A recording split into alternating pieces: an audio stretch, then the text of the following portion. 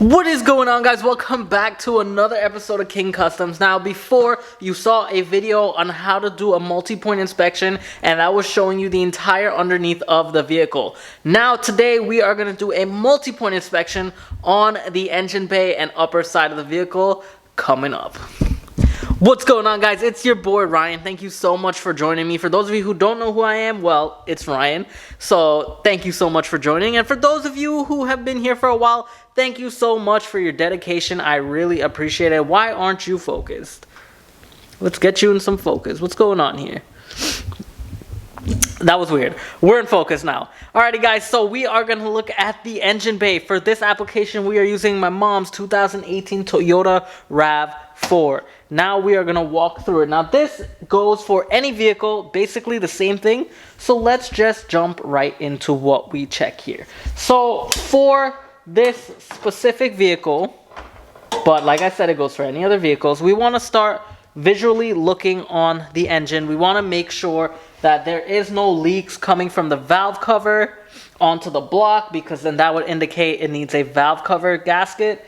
We want to make sure that, you know, everything is fitted on tight. There's no corrosion on these ground wires. We want to make sure our coolant level is at the proper level. We want to make sure our windshield wiper fluid has fluid in it. Make sure all the covers that are supposed to be there for the fuse box is there. Make sure that there is no corrosion on our battery terminals. If there is, you want to clean that off, because that can give you issues with starting at some of the time. Now, another thing you want to do is also check your air box filter. We did in the last oil change episode that you saw, so you know that's good. All you have to do is pop these two clips. Bam! Some other vehicles are different. They have Phillips head screws, 4 clips, little things here and there that make it differently.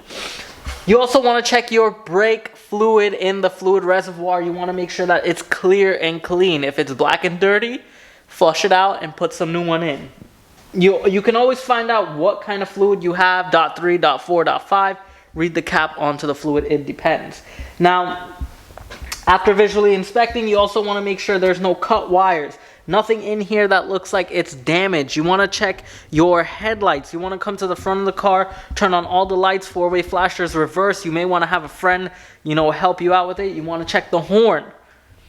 You want to walk around the vehicle, visually inspect, make sure there is no cuts, no scrapes, no bruises. Because if you are working on a client's car, you want to make sure that you record everything to CYA, which is cover your behind. And the reason why you want to do that is because you don't want anything to bite you. Let's say a car came in with a huge dent and you noticed that dent but you didn't write it down. A customer can say that, hey, you did that dent even though it came in with that, and you have no proof. So always cover your behind and report what you see.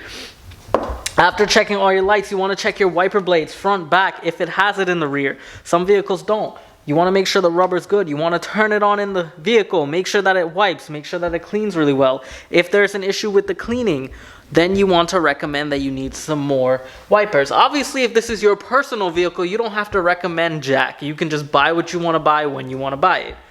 Obviously, when we had the car up in the air, we visualized the tires and they were great. You can just do another visualization again. You want to make sure that the door locks, everything inside the vehicle works.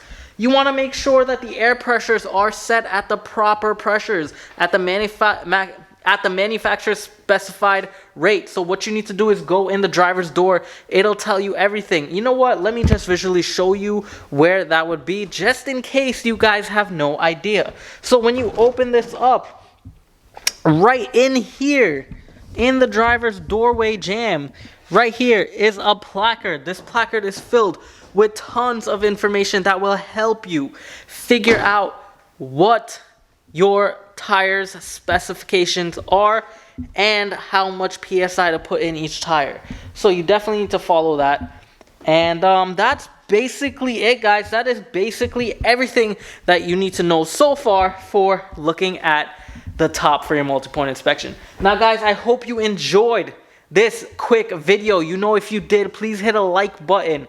And also leave a comment in the comment section below. If you're not a subscriber, please consider subscribing by hitting that subscribe button as well. Also, one more thing before we go, check your strut mounts. Obviously, make sure that they're there. Check your struts. You can do it by shaking the vehicle, pressing down on it. If it bounces like a basketball, get it replaced. If it's stiff and it goes down and up, perfect. Now, with that being said, guys, hope you enjoyed. Leave a comment in the comment section below if I missed anything or you guys do anything differently, and I'll appreciate it and see y'all later. Peace out.